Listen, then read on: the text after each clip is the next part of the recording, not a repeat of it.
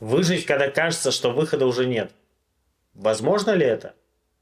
В этом видео вы услышите документальную историю одного репатрианта в Израиле, который опустился на самое дно, но все-таки смог подняться. Он пережил зависимость, жизнь на улице и полное разрушение привычной жизни, но смог восстановиться, создать семью и начать все заново. Друзья, этот формат – результат моих долгих размышлений и наблюдений. Я понял, что вокруг нас очень много людей с по-настоящему сильными историями, но они боятся говорить, боятся осуждения, огласки и потери доверия близких. Поэтому я создал этот проект – анонимное интервью.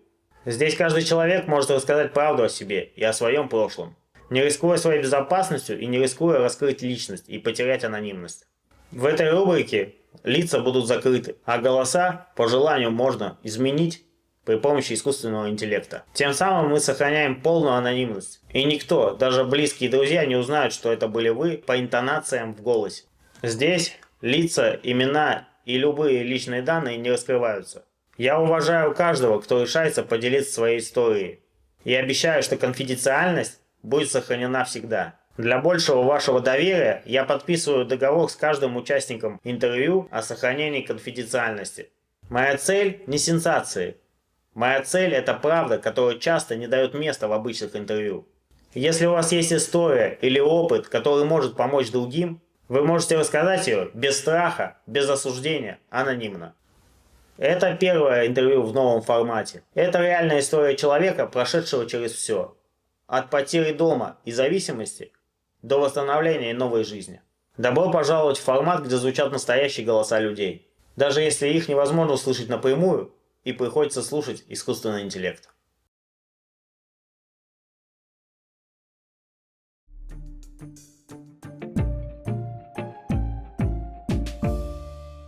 Давай начнем с того, что расскажи, почему ты решил скрыть лицо. Ну, я думаю, тут все очевидно. Я решил скрыть лицо, потому что моя история тяжелая. История, где есть место употреблению веществ, где есть место преступности. Это в первую очередь стыд. Это непринятие людей в обществе, такого как то, что прошел я, и таких людей, которые сейчас находятся в такой же проблеме или находились когда-то. Стыдно. Не хочется, чтобы тебя люди видели и знали. Не хочется косых взглядов. Основная суть в том, что я сейчас работаю. Я очень долго искал эту работу. Я прям молился найти себе хорошую работу, и у меня это получилось. Хотя я пришел и устроился на работу без каких-то технических знаний. Это предприятие, которое работает и на оборонную, и на гражданскую сферу. По железу работает, скажем так. Есть много разных направлений. На это предприятие я пришел без каких-либо знаний и начал обычным работником. Но потом мне предложили там пройти курс, и у меня очень хорошо пошла карьера. Начальство было мной довольно. А мне очень понравилось там работать, и главное, есть перспектива, куда расти. И я прекрасно понимаю, что если мою историю услышит начальство, а она до него дойдет, потому что у меня на работе есть люди, которые смотрят твой канал. Прям со мной ребята работают. Я, конечно, не уверен, что меня возьмут из-за этого и уволят, но я уверен, что эта история им точно не понравится. И как минимум это может поставить крест на моем продвижении по карьерной лестнице. А перспективы очень хорошие. Ну давай начнем сначала. Скажи, почему ты решил репатриироваться в Израиль и почему именно в Израиль? Во-первых, я родился в Украине. Я еврей по Галахе, у меня мама еврейка. У меня все мои корни еврейские. Бабушки, все дедушки. Да, отец у меня украинец. А так у меня по материнской линии все евреи. И я даже в Украине работал в еврейской общине какое-то время. Я ходил в синагогу, соблюдал праздники некоторые, ходил на шаббаты. То есть я с еврейством знаком давно. И мне всегда хотелось побывать в Израиле, получить гражданство Израиля, потому что я знал, никогда не помешает тот же паспорт. Причина репатриации — это надо уйти немножко назад и начать свой рассказ с моего детства. Я рос как обычный пацан, в обычном дворе, с обычными ребятами, и в то время, в 2000-е годы, начиналось мое употребление веществ. Во дворе сначала это была трава, потом это перешло на таблетки. Когда мне было 20 лет, у меня умирает мама, а отец у меня на тот момент работал в России, то есть он месяцами не находился дома, и я жил с братом вдвоем просто сам себе предоставленный. Я не мог смириться с потерей мамы, не мог пережить это. И поддержки от отца никакой не было. И в какой-то момент я попробовал уже тяжелые вещества и употребление вплоть до внутривенного. Вот такая началась история. Я начал употреблять, но употреблять периодически. У меня не было серьезной системы. Но да, я прям чувствовал, что я уже в проблеме. Но тем не менее, мне казалось, что я еще все держу под контролем. И в один прекрасный день я пошел сдавать кровь, и у меня обнаружился гепатит С. Это вирус называется, скажем, вирус зависимых людей. Ну, не только зависимые люди, употребляющие внутривенно, болеют этим, но это вирус, которым в основном зависимые болеют, определенным генотипом этой болезни. Я не думал о репатриации, а скорее хотел поехать получить гражданство. С Украины я, в принципе, не хотел уезжать. У меня было все нормально. У меня там было жилье, семья, друзья. Типа, чтобы подлечиться? Да, да. У меня не было каких-то финансовых проблем. И когда я узнал, что у меня гепатит С, я начал разбираться, читать много информации. И испугался не на шутку. Потому что описаны были серьезные вещи. На дворе был 2009 год, интернет был развит хорошо, но не было таких сообществ, как сейчас в Телеграме, где можно с людьми пообщаться вживую, что-то узнать. Соответственно, я поехал в центр, где лечат гепатит, где гепатолог, забыл, как эти врачи называются. Нарколог? Нет, не нарколог. Это уже конкретно, которые занимаются лечением гепатита. Он обнаруживает его и направляет к этому врачу. Я приехал к нему, сдал анализы, все подтвердилось, что у меня гепатит — определенный генотип. И генотип был не сильно страшный. Есть разные виды гепатита С, но лечение было длительное и очень дорогое. На то время мне врач сказал, что это будет стоить минимум $10 тысяч. Притом это в Украине. Это очень болезненное лечение. Во время него ты не сможешь работать. Мне вот так вот врач озвучил. У лечения очень серьезные побочные эффекты. Я прочитал, что в Израиле есть экспериментальные лекарства, которые лечат гепатит более современно и, самое главное, что это бесплатно, по страховке израильской. С этого момента я понял, что лечу получать паспорт Израиля. Я прошел консульскую проверку, чтобы быть точно уверенным, что у меня все документы в порядке. Так как у меня мать еврейка, все евреи, мне не было особо трудно. Я приехал в Израиль, у меня там жили уже друзья на это время, тоже с еврейской диаспорой нашей, украинской. Я много был в разных городах, много было знакомых с еврейских кругов, и мы с ребятами стали снимать там жилье. Они уже снимали, я к ним подселился и начал делать документы. Приехал в консульство, подал документы, мне перезвонили и сказали, что все отлично. И в течение, если не соврать, 2 месяцев сказали: все, приезжай за паспортом. Я приехал, забрал и начал уже двигаться. Получал корзину по репатриации.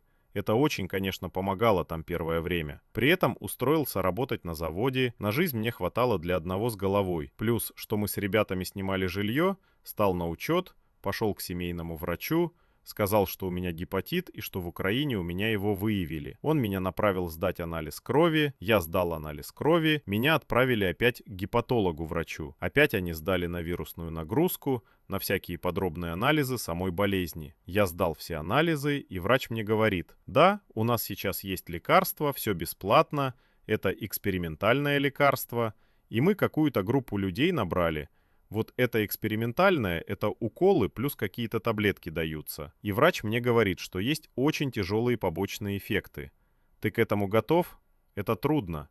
Ты не сможешь работать. Я говорю: ну хорошо, давайте я подумаю. Я прям так напрягся, начал обдумывать это все. При этом врач мне сказал: ты можешь подождать. Сейчас уже почти запатентовали определенное лекарство. Это уже высший уровень. Оно проходит клинические испытания. Примерно все это займет полгода, год. Это будет серьезное лекарство, которое будет вылечивать быстро, эффективно и безболезненно. И я так подумал. Я, во-первых, начитался, что люди пишут, которые уже проходили эту, скажем так, Процедуру. да, которые проходили эту процедуру. Писали, что это ужасно.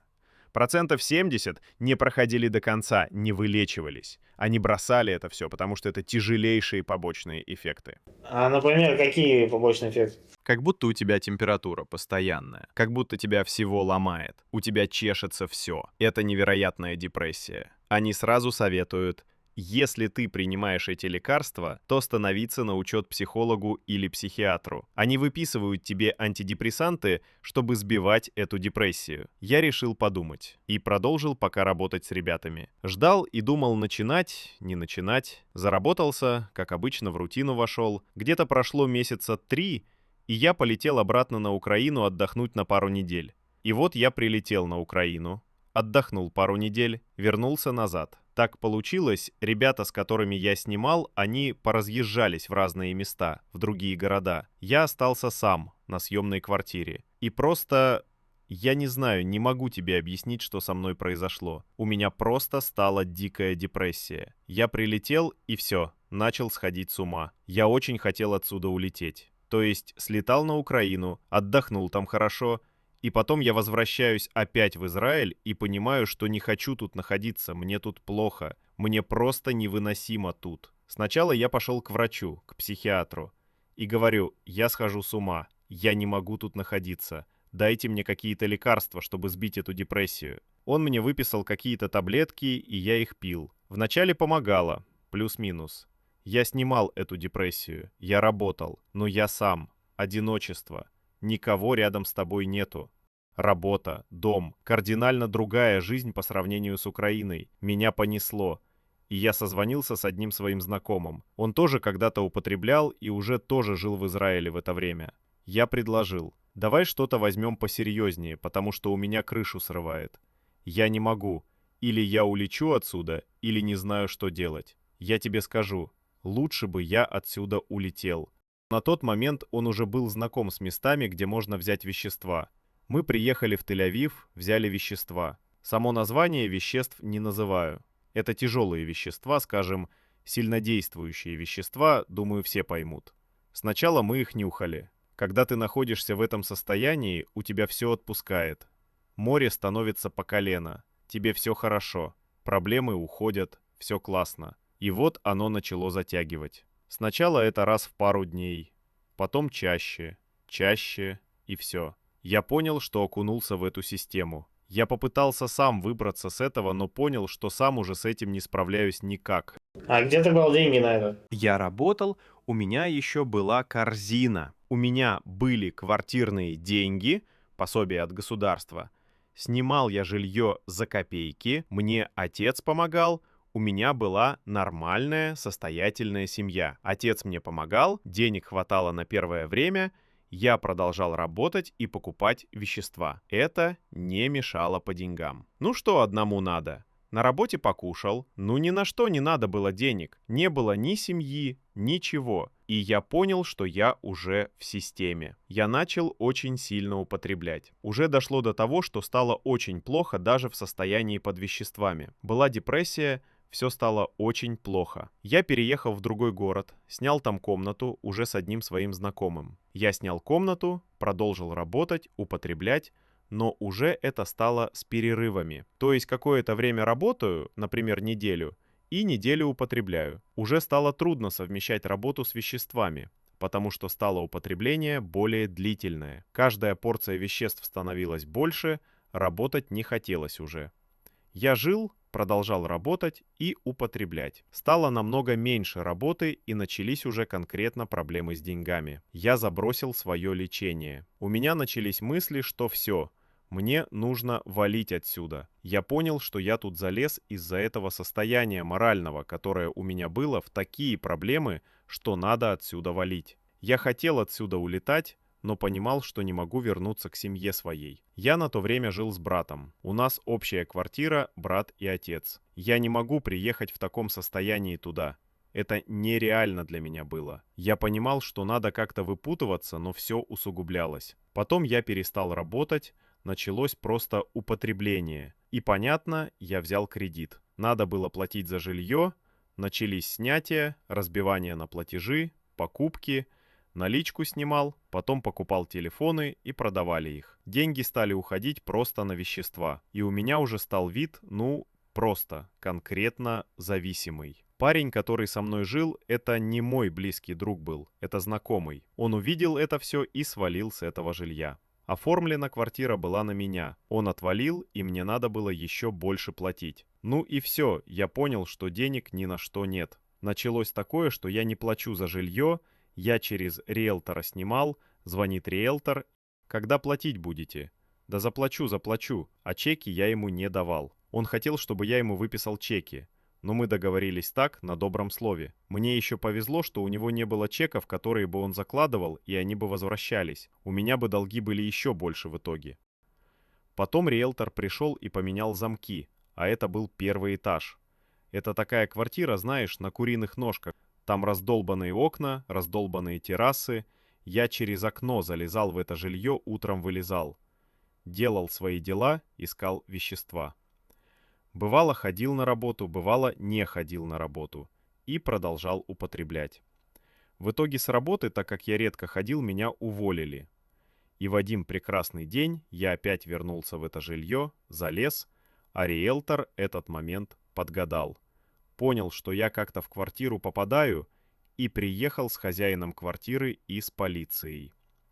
Они пришли, я открываю двери утром, а они там стоят с наручниками. Они говорят: показывай договор. Я показал договор, недействительный уже. Они меня в наручники сажают из-за того, что я проникал через окно, а не через дверь. Меня увозят в отделение, там следователь женщина мне говорит: смотри, или я тебя закрываю сейчас до суда, или, говорит, просто подпиши бумагу, что ты в эту квартиру больше не возвращаешься, что ты от этих людей держишься на таком-то расстоянии, в километрах. И все, ты свободен, иди гуляй. Вещи свои только можешь забрать. Понятно, я подписал эту бумагу, и меня отпустили. Пришел, забрал свои вещи. Не заводили никаких дел, просто, скажем так, запугали. Я перебрался в Тель-Авив, подрабатывал, ночевал в приютах для бездомных. Там 100 шекелей была ночь в то время. Ночевал в приютах, утром уходил, пытался подрабатывать где-то. Типа за налик, да? Да-да, за наличные. Стройка, то, сё. Я еще забыл сказать, что к этому времени, там пару месяцев прошло, мне уже закрыли кредитку. Счет еще не арестовали, он как бы был рабочий, но уже мне обрубили минус. У меня уже не было денег, я уже не мог снимать со счета. Карточку один раз где-то засунул, и ее съел банкомат. Ну и все. А сколько минуса было? Смотри, давай я расскажу, что у меня было по долгам. У меня было... Это хорошо, что я еще не сильно залез в долги в то время. У меня был разрешенный минус, по-моему, 20 тысяч шекелей. Потом кредитка на 10 тысяч и кредит на счете на 10 тысяч. И все это я не платил. То есть это так работает. Сначала банки тебе закрывают кредитку, чтобы ты не смог ни снимать, нигде не расплачиваться. Счет еще какое-то время был открыт, и я спокойно мог покупать какие-то вещи и разбивать их на платежи со счета. В основном я покупал телефоны. Я их брал в рассрочку на 3 года. Мне это все равно было тогда. Мне надо было получить телефон в руки. Тут же я шел его продавать, чтобы были деньги на вещества. И так в нескольких фирмах это было. Это было несколько телефонов, и потом мне это тоже закрыли. Они увидели, что я делаю, и все, мне ограничили эту возможность. И я остался совсем без денег, без кредитки, без всего, и уже нечем было платить за приют. Меня оттуда тоже выгнали. Я какое-то время просился там пожить, мне разрешали, но потом все равно выгнали. И все, я оказался уже на улице. Это жесть. Где я жил? Просто по подъездам, по крышам, иногда на пляже ночевал. Период моих ночлежек на улице начался с лета. Жесть. Сколько времени ты прожил на улице? В общей сложности на улице я прожил год. Я жил по улицам, по подъездам, на крышах, на всяких чердаках, везде, где только мог. Это в Тель-Авиве? Да, в Тель-Авиве. При этом также, когда мог, работал, покупал вещества. Но уже понятно, у тебя такое физическое состояние, что ты не можешь работать. Просто тебе постоянно нужно употреблять вещества. Ты смешивал или ты все время на одном и том же? Нет, я был на одном и том же. Я там познакомился с кучей зависимых людей. Каждый сам по себе все равно, но когда ты приходишь покупать в так называемые точки, все друг друга знают. И там ребята смешивали вещества с синтетикой. В России, в Украине это сейчас популярно. Я это тоже пробовал, не скрою. Но мне не понравилось, и я это не употреблял. Синтетика — это вещь, которая вообще мозги выносит. Человек нормальный утром приходит, ну как нормальный, в состоянии еще плюс-минус, одетый, покупает вещества или эту же синтетику, и через 10 минут он голый в мусорке лазит. Просто баки на улице, люди голые лазят, ищут что-то. Он сам не понимает, что ищет, просто людям сносит крышу. Плюс они начинают гнить. Гниет все, что только можно. Ну ладно, это мы, наверное, перепрыгнули чуть-чуть уже. То есть, я жил на этих крышах. Понятно, денег у меня уже не было. Мне приходилось приступать закон. Какие это были преступления? Я никогда в жизни не совершил бы какое-то разбойное нападение. Я бы никогда не вырвал у кого-то телефон. Я бы никогда не разбил машину, что-то вытащил. Ну, то есть, понятно, в любом случае любая преступность — это преступность. И для этого не может быть оправданий. Расскажи без воды. Я просто ходил по супермаркетам. В основном это были большие сети. И выносил алкоголь оттуда. Дорогой алкоголь. Мне не важно было, какие стояли на нем защелки. Я знал, как это все снимать. Забирал только алкоголь, продавал его и покупал на это вещества. И это было довольно-таки часто. Когда мог, работал. Когда мог, вот так вот промышлял по разным сетям магазинов. Но в основном только в Тель-Авиве было. А на улице типа, не платил деньги? Нет, никогда в жизни. Я видел ребят, которые просят деньги. Многие просили, ходили, но люди, которые просят уже, находятся на коленях, если ты видел в Тель-Авиве, стоят на перекрестках. Или так ходят, к машинам подходят. У них уже соответствующее состояние. Ты видел, как они выглядят? Они уже не могут ничего сделать, кроме этого. Я дошел бы до этого состояния, вот в чем прикол. Я, конечно, не пошел бы, наверное, просить, но я бы физически дошел до такого состояния, что не смог бы заходить в магазины. Ты поймешь дальше, почему. То есть ты продолжаешь это делать изо дня в день. Начинаются такие вещи. Оп, тебя один раз где-то. Бамс. И поймали. То есть охранники на выходе. Что там в сумке?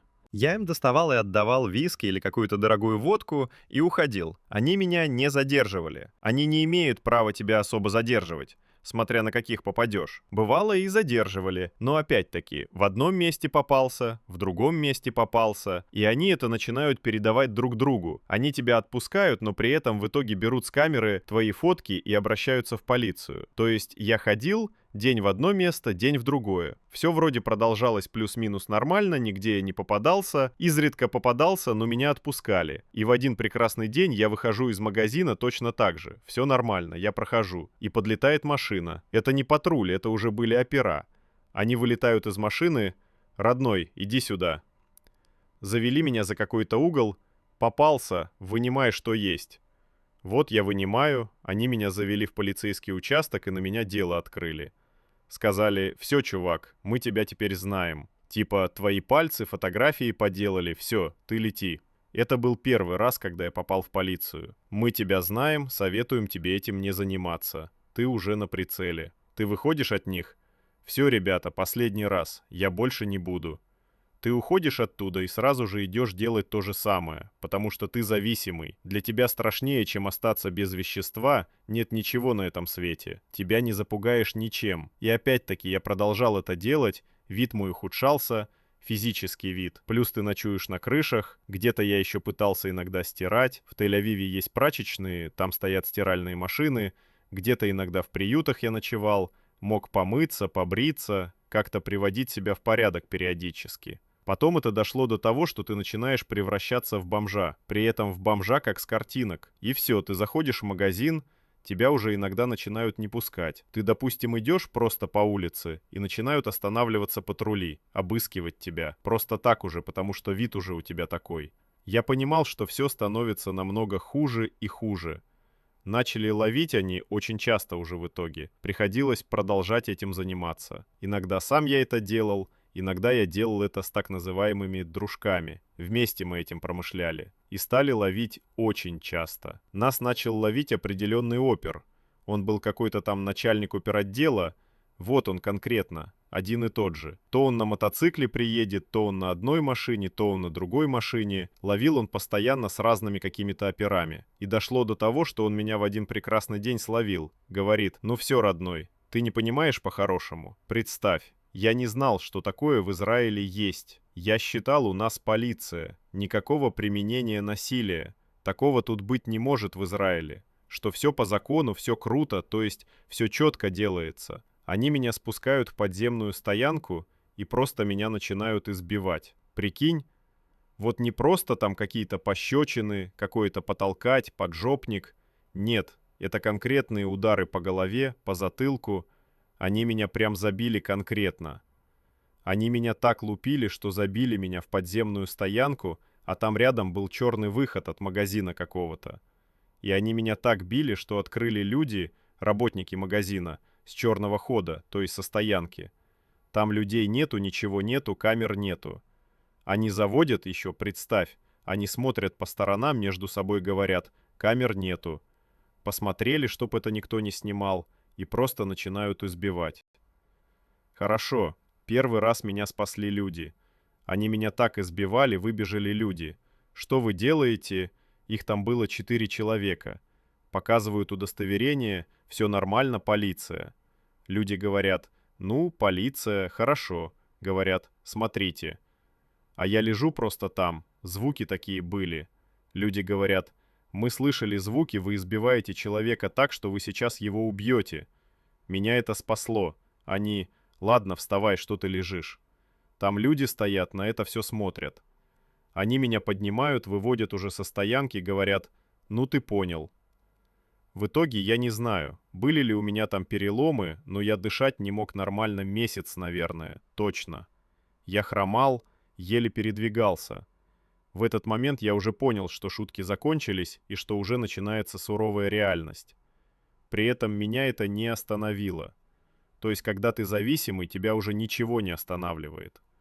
Чтобы было понятно, я пытался вырваться с этой проблемы. Я пытался обращаться к социальным работникам, ходил. Говорю, есть у вас какая-то клиника, где можно вылечиться? Может, где могут помочь? Нет, этого всего нет. В Израиле нет какой-то клиники. Как у нас в Союзе были эти диспансеры для зависимых, да? Даже принудительное было лечение. Родители писали заявление, людей, грубо говоря, принудительно увозили и лечили. Тебя закрывают, держат там, потом ты какое-то время живешь, есть еще какая-то адаптация, то есть ты можешь выйти из этой проблемы. Тут в Израиле нет такого. Нет ни диспансеров и нет никакого лечения. Единственное, что тут предлагает государство, это перейти с этого вещества, уличного, скажем, сильнодействующего, на медикаментозную заместительную терапию. Это, наверное, еще хуже сильнодействующих веществ, потому что это химия конкретная. Вот так. Это единственное, что государство делает. Пересаживает людей с одного вещества на другое вещество. Люди бесплатно его получают. Там есть специальные центры, где зависимые люди приходят и получают это вещество. Они при враче выпивают сиропы или таблетки и уходят. На следующий день приходят опять, им выписывают. Иногда им дают с собой сиропы на шаббат, они их пьют. Государство действительно предлагает с одних веществ, которые есть на улице, пересесть на другие вещества. Чем это им выгодно? Тем, что так они ставят под контроль человека. У них есть все данные, чтобы исключить уличную преступность. По сути, человек приходит, принимает эти вещества, и все. Ему не надо идти воровать. Но они ставят тебя на учет как зависимого. А я не знаю, что мной движило тогда. Я вроде зависимый, вроде конченый человек, который уже на грани ходит по лезвию. И при этом я боялся, что меня поставят официально на учет. Тебя ставят на учет, говорят, ты зависимый. Ты будешь во всех базах как зависимый до конца жизни. Я не знаю, отменяется ли это когда-то тут в Израиле. А так они знали, эти опера. Я им и говорил напрямую, когда они ловили, что я зависимый, но они и сами это видели. Я говорил, что я это делаю для веществ, с этих магазинов ворую. То есть я зависимый, мне это надо, чтобы... Они знали, где эти вещества продаются, они знали, как это все происходит, но из-за того, что я не хотел вставать на учет как зависимый, быть документально в базах этих, я этого всего избегал, продолжая употреблять вещества и шляться по улицам. Также продолжал воровать, также они ловили, также они избивали, открывали дела. Очень много на меня было открыто дел. В итоге, я не понимаю почему, но ни одно дело не было в итоге передано в суд, хотя дела были открыты с поличным. Все это оформляется, тебя везут к следователю, ты сидишь сутки или не сутки, там бывало по-разному. Бывало, сразу отпускали. Ты сознался, все написал, все подписал, тебя отпускают. И я чувствовал свою безнаказанность. Ты вот ходишь, тебя ловят, отпускают, и все. Ты безнаказанно ходишь, и ничего тебе не страшно. Но в итоге дошло до того, что уже ловить стали очень часто. И постоянно меня ловил один и тот же опер. Он как будто следил именно за мной. Они патрулируют постоянно улицы. Они катаются на машине, а ты там ходишь. Это места, где шляются зависимые и куда-то выходят. Там это ограничено. Это не северный Тель-Авив, это юг, центр. Ты ходишь по магазинам, и они тебя видят и ловят. И меня ловили. Просто они останавливаются, даже если у тебя ничего нету, они выскакивают с машины, вытряхивают у тебя все на землю, все, что есть в рюкзаках. Ногами пораскидали, ничего нету, отпускали. Или если что-то находили, стали часто избивать. И этот опер мне уже говорит: «Я тебя буду сколько ловить, я тебя буду столько избивать». И он говорит: «Мне не важно, будут у тебя что-то находить или есть у тебя что-то, нет», говорит. «Я тебя буду видеть в Тель-Авиве и буду мочить конкретно». Ему уже было все равно. Он постоянно, как меня видел, бил. Иногда сильно, иногда не сильно. То есть раз в неделю, 2 в неделю стабильно были избиения. Вот в итоге как поменялась моя жизнь. Я дошел уже до того, что у меня не было вен на руках. Я уже не мог употреблять. При моем нормальном весе, килограмм 85, я весил 55 килограмм. Конкретный дистрофик. Целыми днями не ешь, ничего не пьешь практически. Ты обезвожен постоянно. Я был черный, как негр от этого солнца. Ноги сдирал в кровь от этого, потому что я уже хромал. Я просто превратился в бомжа. Я понимал, что я умру. И когда я ночевал на этих крышах, я утром просыпался, ночью я засыпал еще под веществами, куда ни шло, но я просыпался утром с мыслью, насколько я не хочу жить, насколько мне все надоело. Если бы в этот момент кто-то приставил мне пистолет и сказал бы: «Давай я тебе выстрелю», я бы умолял бы этого человека выстрелить. Ты просто моральное ничтожество. Ты вроде был нормальным человеком с огромным количеством друзей и семьей, но итоги все от тебя отвернулись. И семья тоже? Семья не то чтобы отвернулась, я просто пропал. Ты же понимаешь, ты ходишь, у тебя нет ни телефона, ни связи. Пытался иногда с ними связываться, а потом просто исчез. У меня уже был к тому времени закрыт выезд из Израиля. Я бы мечтал вернуться в Украину. Я думал, что, может, мне бы там помогли как-то. В ту же клинику меня положили бы. Но из-за того, что у меня уже был закрыт выезд, я не мог никуда попасть. Вылететь ты не можешь. Соцработники не помогали. Жилья нету как такового, куда тебя могут поселить. Ничего, то есть никакой помощи. Мне бывало так плохо, что я доползал там до той же больницы. Представь, ты обращаешься в больницу, например, больница в Тель-Авиве. Да, серьезная больница. То есть я приползал туда в ломках, болях. Они мне говорят: «Да, ты зависимый, ну все». То есть даже не принимали. Все говорили: «Мы тебе ничем помочь не можем. Уходи, это не наш профиль. Ты зависимый». А куда идти? Они тебе говорят: иди обращайся к соцработникам, становись на программы заместительной терапии, делай что хочешь, но тебе мы не поможем. Я говорю: я сейчас тут умру. Они тебе даже на капельницу не положат, не прокапают. Ты просто зависимый. Может, у кого-то был другой опыт, но я говорю, лично как со мной было. Меня даже в больницу не пустили. То есть все, ты ничего не можешь. Я понимаю, что я нахожусь как в капкане в таком. Я не могу вылететь, вырваться с этой страны. Мне негде жить. Тут нет никаких реабилитационных центров. Тут нет ничего. И я понимаю, что все, это тупик. Это настолько безвыходное состояние, что я только в голове своей не думал, как вырваться с этой ситуации. И тупик. Просто нету никакого выхода. В этой же ситуации находится огромное количество репатриантов в этом южном Тель-Авиве.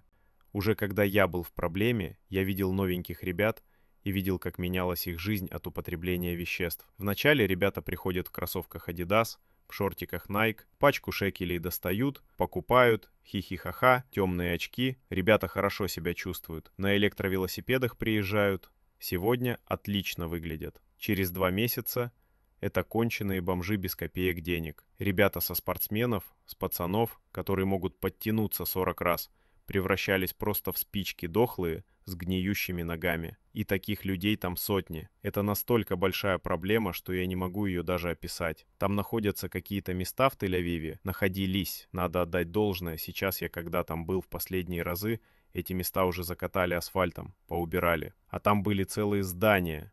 Это заброшенные пустыри или стоянки. Например, собрались сносить какое-то здание, огородили его забором и планируется когда-то какая-то стройка. И на этом месте, пока планируется стройка, зависимые люди оккупируют это место. Там ставят свои палатки, зависимые люди приносят матрасы и там живут. То есть это разные места и там сотни людей. Ты приходишь, сотни людей ходят. И уже из них половина конченые, уже там живут. Многие новые люди приходят туда, покупают и уходят. А друг на друга они не нападают? Нет, кстати, друг с другом никогда не было конфликтов у зависимых. Все озабочены просто тем, как достать вещества. Плюс там в этих палатках торговали веществами. Не отнимают друг у друга? Нет, я таких случаев не слышал. Я ни разу не слышал, не видел какие-то драки, какие-то кидаловы, чтоб там были. Налеты делала полиция. То есть прилетает полиция, пару машин выбегают, сносят эти все палатки, всех электрошокерами лупили, всех зависимых перебили. Кто смог, убежал, других там побили, выкинули оттуда прямо. То есть там зависимые с инвалидностью были, без рук, без ног. Их просто за руки, за ноги выкидывали оттуда на улицу, на проезжую часть, просто чтобы они не заходили.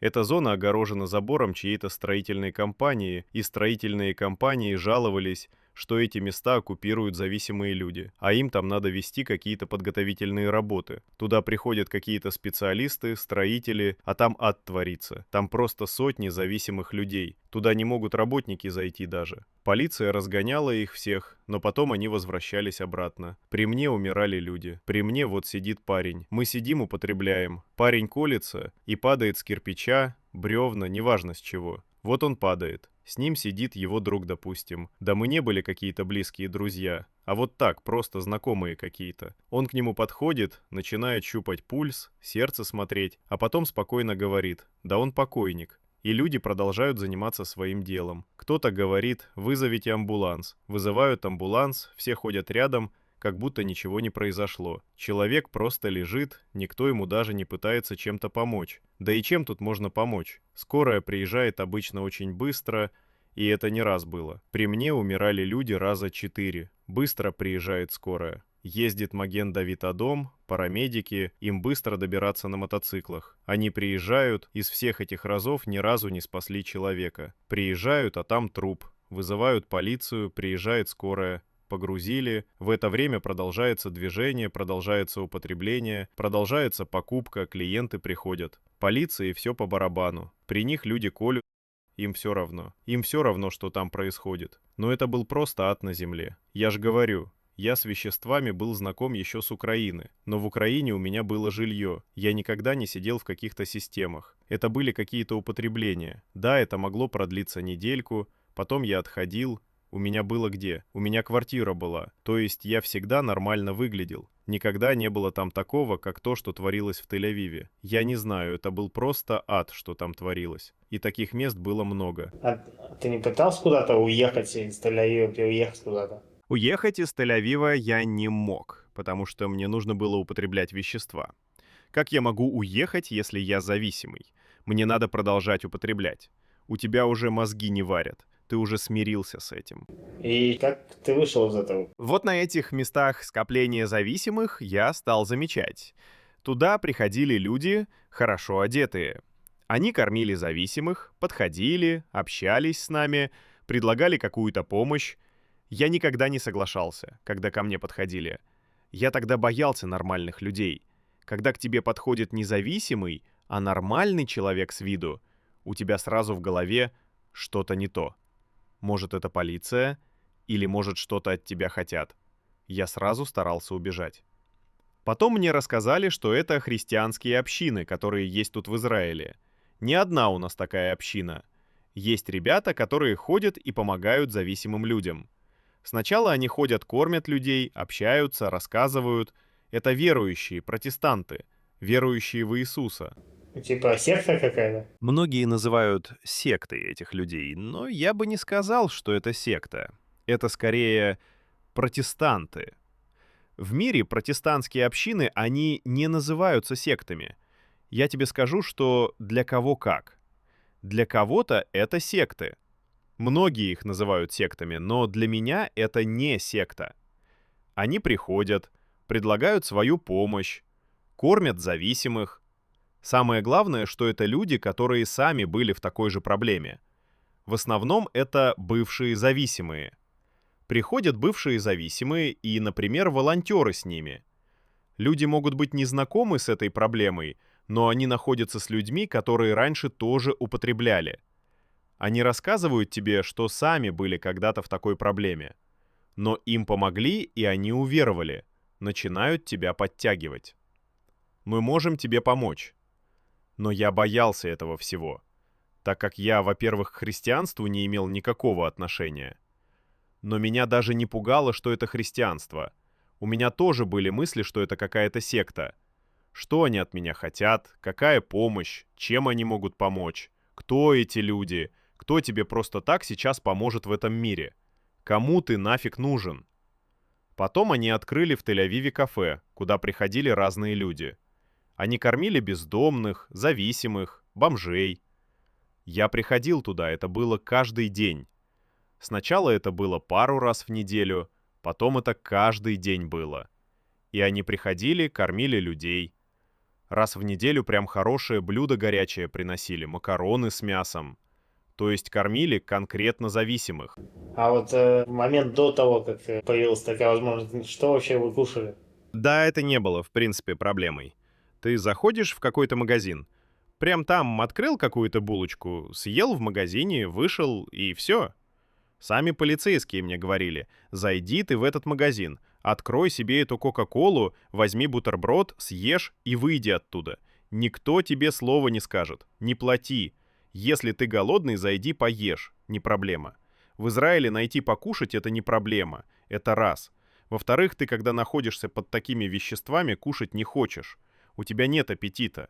Поэтому люди и ходят по 50 килограмм веса. Про эту христианскую организацию, которую открыли там кафе или что-то, и стали кормить вас. Да, открылось это кафе. Я стал приходить туда очень часто. Ну а что, тебя там кормят?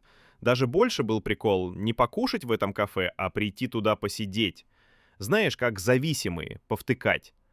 Ты сидишь, засыпаешь, кайфуешь, но при этом люди, ребята, которые там находятся, они с тобой общаются. Они тебя зазывают. Они мне рассказали: у нас такая-то община, мы сами бывшие зависимые. И он тебе прямо рассказывает: я был когда-то конченый. Парень, допустим, показывает свои руки, ноги, говорит: смотри, когда-то я там гнил, был конченый, думал, что все, ничего меня уже не спасет. А сейчас, говорит, у меня все хорошо. Я выздоровел, у меня есть дети, у меня хорошая машина, у меня хорошая работа. Говорит, есть спасение. Говорит, у нас есть дома, в которые мы можем тебя привести. Ты пройдешь курс реабилитации, она проходит на сухую, то есть безмедикаментозно. Типа как-то привязывают или что делают? Нет, никто тебя не привязывает. Это чисто проверка характера. Вывезешь ты это или не вывезешь. Они тебе предлагают поехать, и каждый раз ты приходишь, начинаешь общаться с ними. Каждый раз приезжали разные ребята. Община большая, у них дома находятся по всему Израилю. Ну ты скажи, типа, почему ты решил вообще поехать, если тебе это в принципе не надо было? Как это не надо было? Я хотел от этого избавиться, просто у меня не было этого выбора. Я не знал, как это сделать. Я обращался в социальные службы. Да, есть платные в Израиле, которые выводят тебя из зависимости.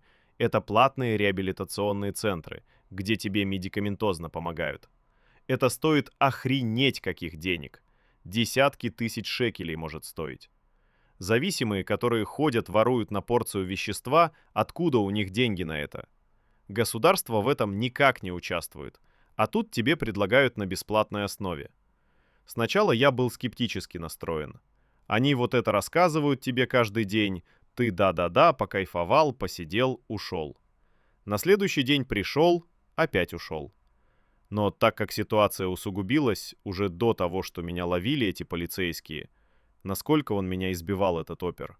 Я ему говорю: помоги мне, вот ты меня ловишь, ты меня избиваешь. Я общался с ним прямо. Я говорю: ты же знаешь, что я зависимый. Ты знаешь, почему я это делаю. Говорю, у меня нет выхода. То есть он меня избивал, и мы потом могли еще сидеть с ним разговаривать. Ну, с ним-то всегда были несколько человек. Бывало, он сам на мотоцикле ездил, этот опер, и мы с ним разговаривали. То есть он меня изобьет хорошо, а потом сидит со мной как с другом разговаривает, типа понимающий, кивает головой. Я ему говорю: помоги мне, как выйти с этой проблемы, что мне делать? Я говорю: в стране тут год, и смотри, во что я влез, как мне с этого выбраться? И он говорит: мне вообще-то без разницы, как ты будешь вылазить. Говорю ему: лечите меня. Он говорит: я тебя только могу вылечить по-своему. Нет, я тебя буду избивать до тех пор, пока ты просто не исчезнешь с этого Тель-Авива. Говорит, это моя территория, и тебя тут не будет. На тебя, говорит, открыто уже больше 10 дел. Мы тебя забираем, тебя отпускают следователи, тебе никто ничего не должен. Я не знаю, как этот закон в Израиле работает, но у меня не было ни разу суда за эти вещи. Может, эта сумма дел должна была превысить какую-то определенную? То есть следователи заводят на тебя дело, но уже прошло 10 лет с того момента, и у меня не было судов. Значит, эти дела есть где-то, они там у них висят, наверное. Но скорее всего, что они уже закрыты. И вот он говорит: и так мы не можем с вами справиться. Просто тебя буду бить, пока ты отсюда куда-то не исчезнешь.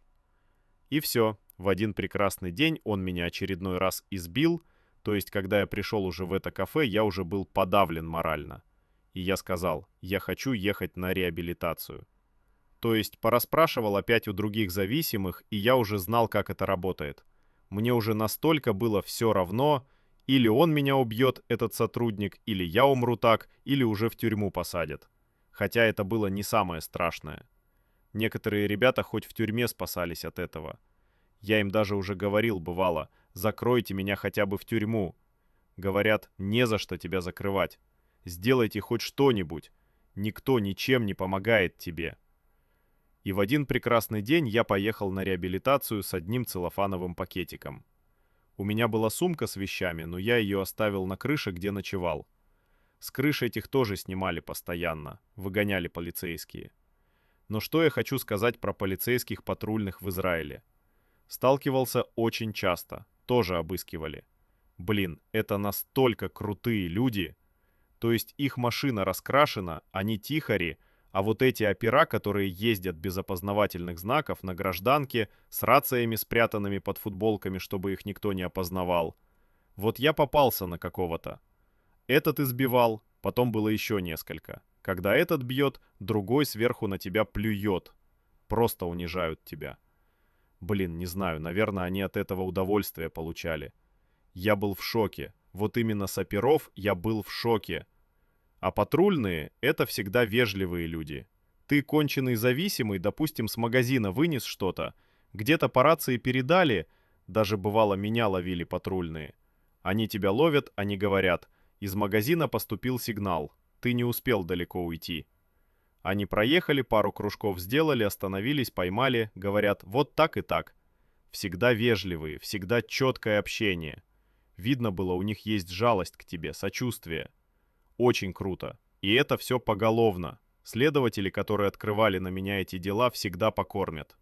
Я у следователей просил помощи, но они говорили: мы ничего не можем сделать. Даже женщина была следователь. Смотрела в интернете при мне. Тут же заводила на меня дело и при этом же искала, как мне помочь выйти с этой проблемы. И в итоге дала мне еще деньги с собой. Открыла на меня новое дело, дала мне деньги и говорит: все, можешь идти. Вот такие вот крутые, я хочу сказать, у нас крутая полиция. Но это не касается вот этих вот ребят, оперов. Ну и в итоге я поехал в эту общину, которая называется «Живой Израиль». Это большая община, которая открылась давно, наверное, в 2000-е годы. Открыло ее несколько человек, и вот так вот потихоньку-потихоньку открыли они сначала один дом, Этот дом находился в городе Маалот. И потихоньку стали находить людей, которые хотели избавиться от зависимости, и привозить их туда. И там люди избавлялись от зависимости. У кого-то это получалось, у кого-то нет. А как там избавлялись? Как проходит избавление? Это на сухую. Ты приезжаешь, это было в Хайфе. Был у них огромный на горе Кармель старинный монастырь. Там находилась община, состоящая из очень много домиков, очень крутая территория. Насколько я понимаю, это католическая община как-то помогла им. Там на тот момент была уже большая община. Когда я туда попал, это было огромное количество людей. Это семьи, это много детей. И они все жили там, в этих домиках? Да, жили в домиках. Также, помимо этого, были дома по всему Израилю. То есть помимо этого центра. Это был центр, как база главная, этот монастырь. А также были дома во многих местах Израиля. Например, в таких городах, как Холон, Бат-Ям, Ашкелон, Беер-Шева, везде. Тебя привозят, там у них есть дом, определенно выделенный под только вот приехавших зависимых, которых привели свеженькими. Ты сдаешь вещи свои, если у тебя есть телефон и документы, отдаешь. Кстати, забыл еще сказать, пока это все у меня происходило, я потерял все свои документы. То есть у меня не осталось ни паспорта, я потерял все украинские документы, водительское удостоверение, загранпаспорт, паспорт внутренний, свидетельство о рождении. Очень жалко, это самое обидное, что я потерял. Потерял израильский заграничный паспорт и все израильские документы. Все потерял, что у меня было на момент репатриации. Значит, это такой домик, где содержатся вновь прибывшие и еще люди, которые до сих пор находятся под веществами. Вот они решились приехать на реабилитацию, под веществами легче решиться на это, чем когда тебя потом уже начинает ломать, когда ты уже не под веществами. Это синдром отмены, когда отходишь от влияния веществ. Этот синдром это такое. И в итоге селят в этот домик, там стоят кровати, лежит там человек 5, тебя кладут, вот твое место, вот душ, все родное, на сухую ты отходишь от зависимости. Двери на ночь там закрываются, все время дежурит один человек, наблюдает за всеми, чтобы не было никаких эксцессов. Мало ли, кому-то плохо станет или еще что-то. И все, первый день прошел. Я утром проснулся, понял, где я, офигел, конечно, но у меня пути назад не было. Я понимал, что в Тель-Авив я даже физически уехать бы назад не смог никак. Конечно, это был дикий ужас и страх. В голове еще у тебя остаются остатки этих веществ, но ты уже начинаешь трезветь, и у тебя такой страх, ты понимаешь, что сейчас начнется синдром отмены, и, тебе будет очень плохо. Тебе приносят кушать какую-то перловую кашу, понятно, не чаечек, печеньки, потому что зависимый человек, который отходит, ничего не будет кушать, понятно, я ничего есть не мог. Так прошел день, прошел второй, там уже на третий день просто невероятно, что происходит. Все лежат, мучаются, ночью никто не спит, крики, вонь, кто-то плюет, ходит, кто-то кряхтит, кто-то еле дышит. Представь, люди, которые в состояниях таких просто уже одной ногой там. Постоянно приходили новые, потому что люди на следующий день-два стучались: «Выпустите нас, мы больше не можем, не хотим». То есть никого не держали там насильно. Это не какие-то там лечебницы, как где-то в Союзе. Нет. Если человек хочет уйти, ему дают. Понятно, ему никто не даст деньги добраться, куда ему надо. Просто документы и все, до свидания. И человек уходит в никуда опять, в свои проблемы. Так как мне не было куда идти, я продержался эти 3-4 дня. Мне было плохо. Там как это работает? Ты 4 дня находишься в этой комнате, потом они распределяют тебя на один из общинных домов, то есть другие дома, где ты продолжаешь свое пребывание. Но первые дни самые жесткие. Нужно, чтобы ты просто отлежался там. Они тебя оставляют в этом месте, а потом тебя уже отдают в общинный дом. И после 4 дней меня перевели в такой общинный дом. За мной приехали, забрали люди. То есть я, понятно, никого не знал. Знаешь, что меня еще подкупило? Почему я туда еще пошел? Потому что туда приезжали люди. Ты вот зависимый, конченый, и ты смотришь, а эти люди приезжают кормить. Они говорят, что мы бывшие зависимые. Ты знаешь, что они такие же, как ты, бывшие зависимые. Это люди не врут, потому что они с тобой общаются. Они рассказывают тебе свою историю. Они знают такие моменты, которые ты понимаешь, что другой человек независимый не может такого знать. И они жизнерадостные. Они полны жизни, они полны энергии. Это счастливые люди, тебя это подкупает. Ты начинаешь им завидовать. Ты хочешь вернуться к такой же жизни, как у них. И вот попал я в общинный центр. Опять-таки там есть старшина дома. Человек, который следит за порядком в доме. Какой там порядок? Все вместе кушают, проходят там молитвы, люди читают Библию, разбирают Библию. То есть там идет реабилитация на христианской основе. Тебе пытаются показать, что Бог тебя может спасти. Единственный, кто тебя может спасти в этой ситуации, это Бог. И вот нам Он помог, и мы хотим тебе помочь. Вот я туда попал. Первый день я сказал ему, что я еще не в состоянии для этого. Нечего там делать, я хочу еще лежать, я не могу. В итоге я лег и просто вырубился. Это как кома была. То есть дня 4 из жизни у меня выпало. Я думаю, что находился в коме, потому что я где-то летал, видел такие вещи, как реальные, как будто я был где-то в другой реальности. Я не знаю, что это было, но 4 дня я не приходил в себя, и они уже вызвали скорую, чтобы меня увозить. Меня чуть-чуть растормошили тогда, сказали, вот сейчас там скорая приедет за тобой. Я пришел в себя немножко, я отказался от госпитализации, сказал «не-не-не». Попытался встать с кровати, как-то я встал, посмотрел на себя, а я просто живой скелет. Вот я смотрю на себя в зеркало, а я скелет. Если ты видел фотографии пленных каких-то, которых не кормят, вот я такой был. Кожа и кости, все торчало. Я не мог сделать ни шага. И началось тяжелое восстановление. Это месяца 2, даже больше, то есть я не спал пару месяцев. Представляешь, такой человек, который не спит пару месяцев. Не спит вообще. Ты не спишь ни на секунду. То есть ты можешь закрыть глаза, вырубиться где-то и через 5 минут опять открыть глаза. И все, у тебя нет сна никакого. У тебя глаза как 5 копеек. С тебя начинает это все выходить. Сил нет, ничего нет, ты еле шевелишься. Пока я находился вот в этом бесконечном состоянии, меня там подпаивали, даже подкармливали. Я-то вообще ничего не помню. Очнулся я, кстати, когда я не помнил, как меня зовут. Я отрывками что-то помнил. Потом я вспомнил, пришел чуть-чуть в себя, помню, как меня зовут, что у меня есть брат, отец, откуда я, но людей, которые меня окружали, я никого не помнил. Я не понял, как я сюда попал. Только потихоньку у меня с каждым днем приходило это все обратно в сознание. Ну и начался период долгого восстановления. Люди, которые могли работать, ездили на работу, их возили. Дом содержался сам по себе. То есть люди, которые находились в нем, работали. А где они работали? На любых работах. Это завод, может быть, еще другие варианты. Но суть в том, что человек, который находится на реабилитации, не мог сам где-то ходить работать.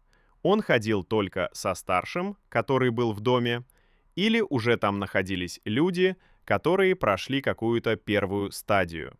Вот они ходили работать вместе, чтобы человек ничего не мог начать опять употреблять, куда-то не туда деться.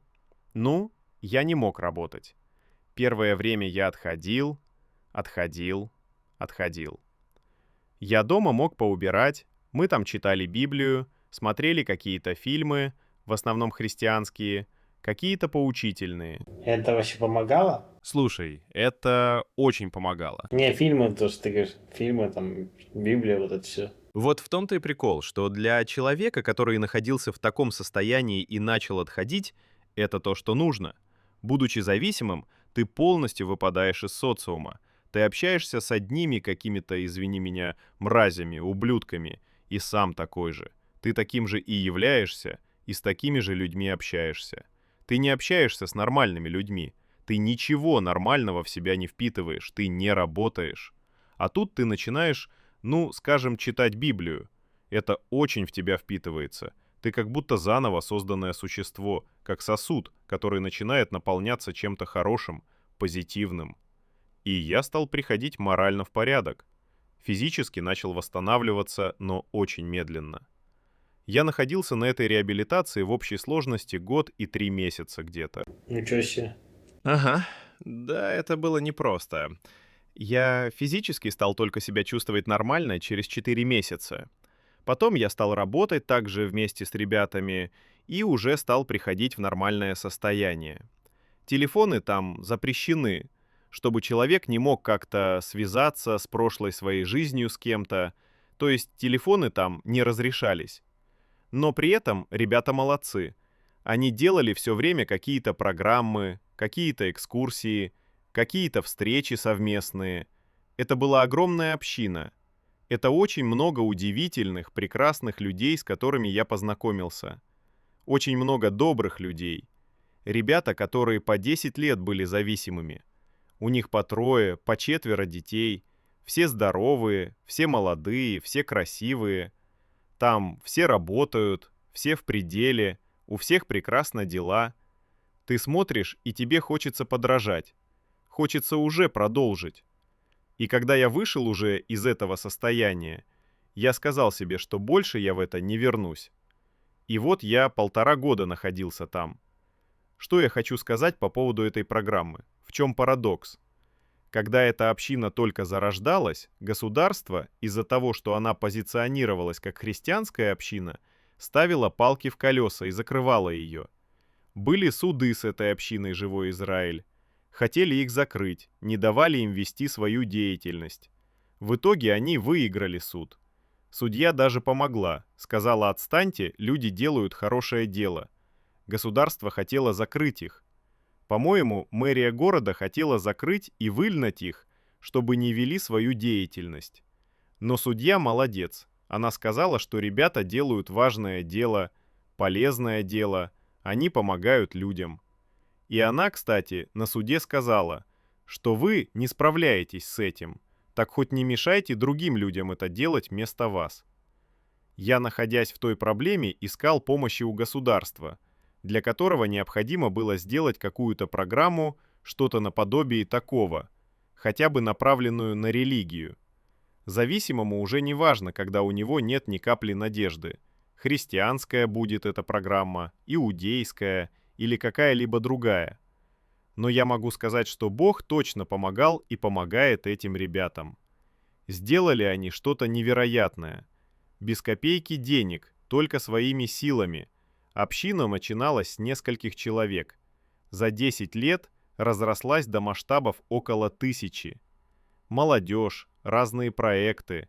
Они кормят людей, помогают старикам, помогают новым репатриантам.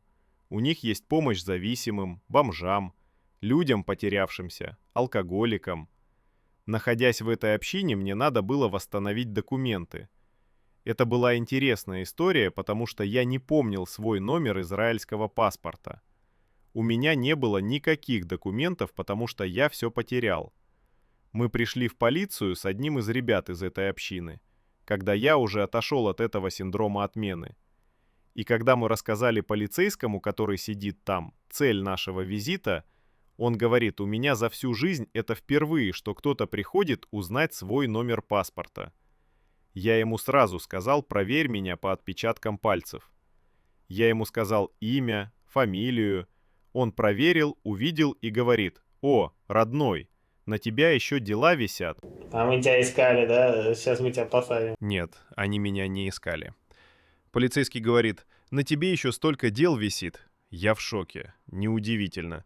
Но я восстановил все документы. А какие дела, типа? Дела были за кражи и еще одно дело за хранение.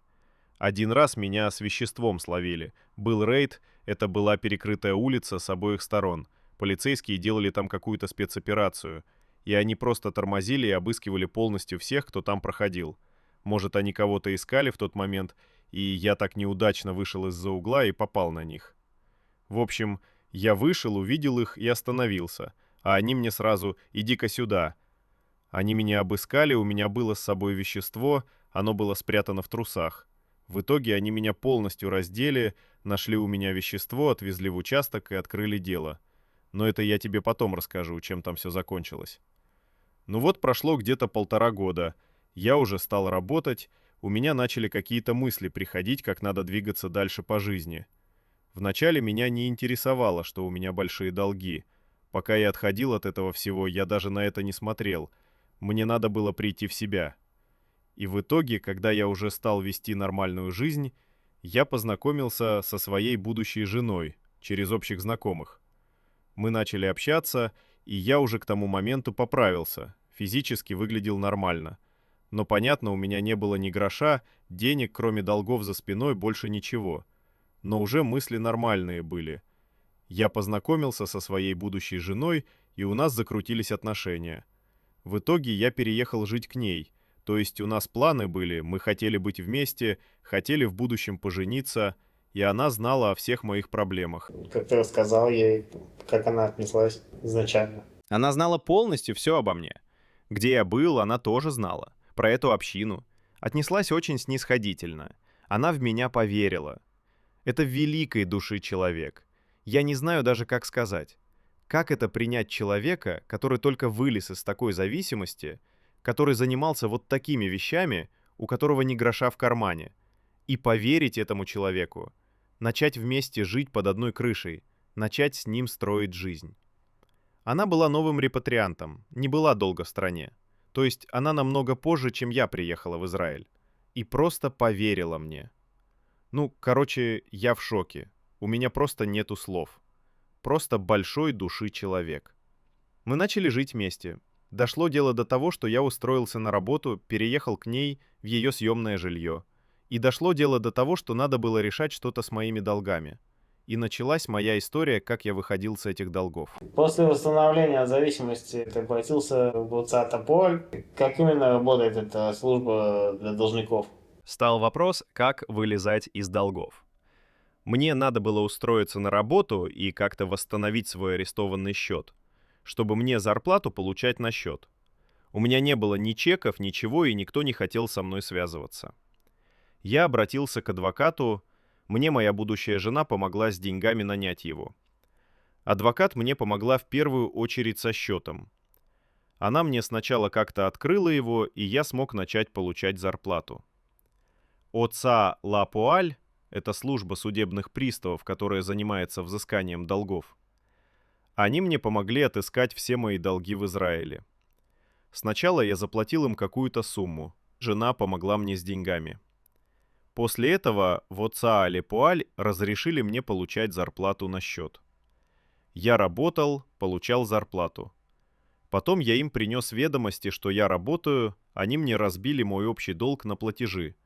И там были все мои долги списком, допустим, банковский долг, кредитная карточка, телефонная компания, Арнона. У тебя весь список долгов. И общая сумма у меня была около 80 тысяч шекелей со всеми процентами. А странно, это же Оцаа-Поль, она обычно повышает задолженность. Проценты, типа, это увеличивается в разы. Ну да, со всеми штрафными.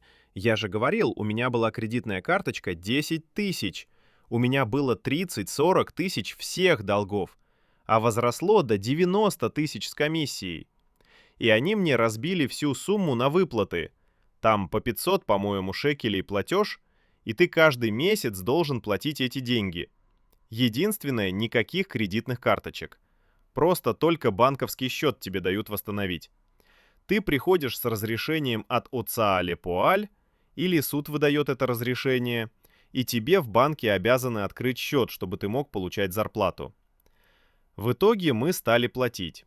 Проходит полгода, мы платим. Извини, что перебиваю. Как ты узнал про то, что 500 шекелей, там, ты платишь как бы за тело долга, а не за тело процента? Это делает все адвокат. Она принесла мне эту пачку расписанных чеков.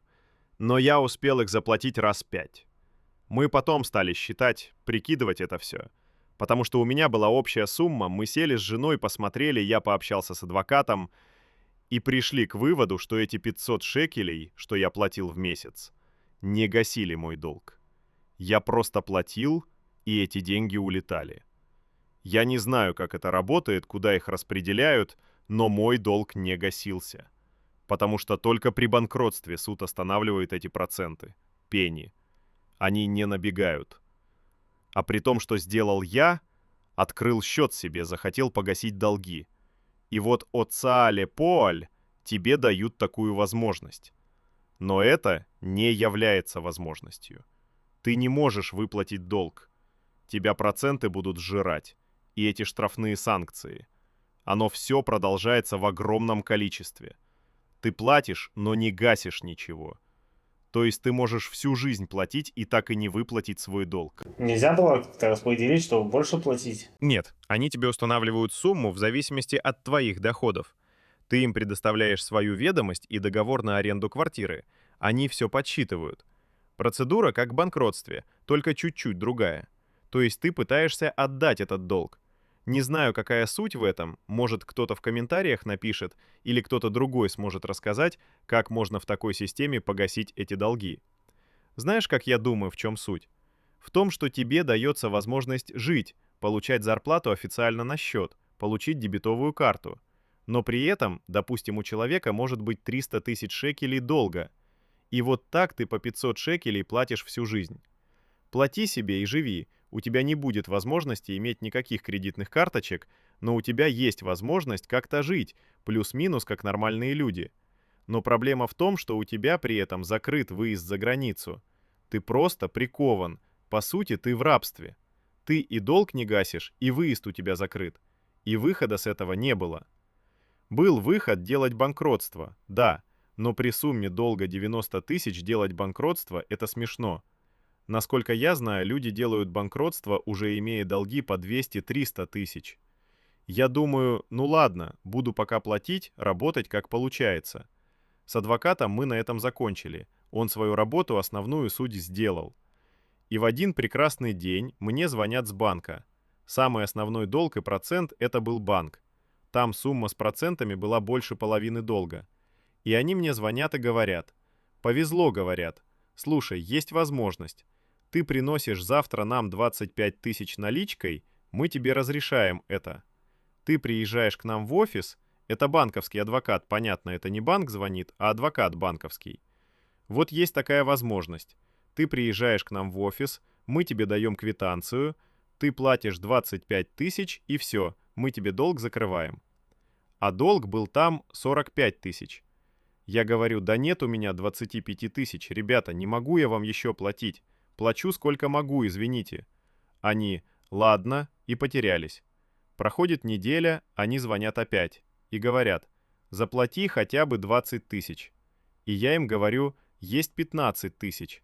У меня не было еще этих денег, я вот просто как бы в обман. Говорю, 15 тысяч я вам даю, и закрывайте вы мне весь мой долг. А как-то, если долг 40 тысяч, как они закрыли долг? Это проценты. То есть смотри, я не платил до этого этот промежуток пару лет. Банк, они видят, что с меня нечего взять. Выезд закрыт, имущества у меня нету, ничего у меня нету. Я через социальную опору плачу эти 500 шекелей. Может, я так всю жизнь буду платить?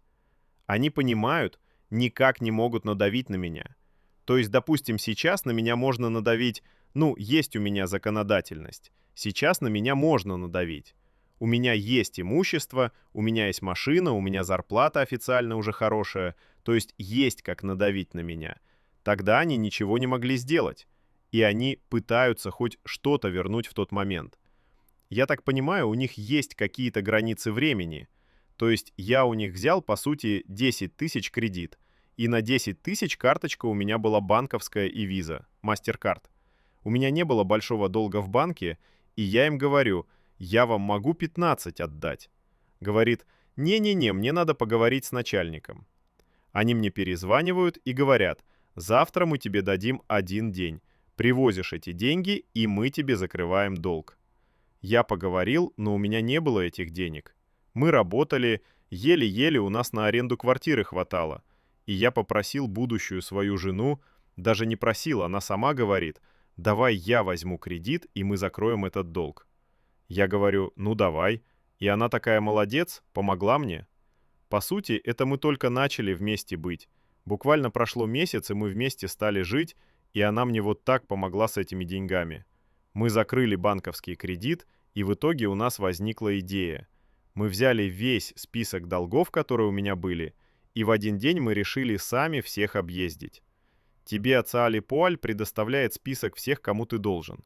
В основном это уже адвокаты, потому что конторы передают им дела. По-моему, только с телефонной компанией можно напрямую разговаривать.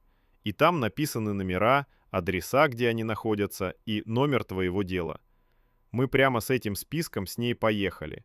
И вот так за день мы объехали всех. Помимо того, что она заплатила эти 15 тысяч, она еще сняла денег. Я не помню, в минус она залезла или какие-то свои были. Ну, взяла она мне и помогла. И мы закрыли все мои долги со всеми инстанциями. Допустим, я был должен телефонной компании 5000. Я прихожу и говорю, слушайте, ребята, у меня сейчас есть 2500. Давайте я вам сейчас заплачу, и вы мне закрываете долг. Кто-то соглашался, говорил, да, хорошо, и я им оплачивал. Я сам сбивал насколько можно, потому что я понимал, что много с этих долгов процентов, и они мне сбивали. И вот так вот я позакрывал все долги. Ну и в итоге в общей сложности я погасил все свои долги с помощью жены. У нее был кредит, мне открыли выезд, мне вернули все мои права, кроме кредитной карточки. Банк Израиля наложил запрет на проведение любых кредитных операций. Они накладывают это на 3 года. Я приходил в банк, спрашивал насчет кредитной карточки, они говорят, 3 года у тебя запрет. И ровно 3 года прошло. После этого я нашел работу, все было хорошо. Потихоньку зарплата моя, зарплата жены, выплачивали ее долг, выплатили кредит, который взяли, ну и потихоньку стало поправляться наше финансовое положение. Мы же хотели расписаться, выехать за границу. Это в моменте, как мы стали жить вместе. Мы где-то полгода прожили, у меня же на тот момент был закрытый выезд из Израиля. И я жил, платил вот эти чеки. Полгода я платил. Просто понимал, что эти деньги уходят в воздух. Но мне хотя бы надо было, чтобы зарплата заходила на счет.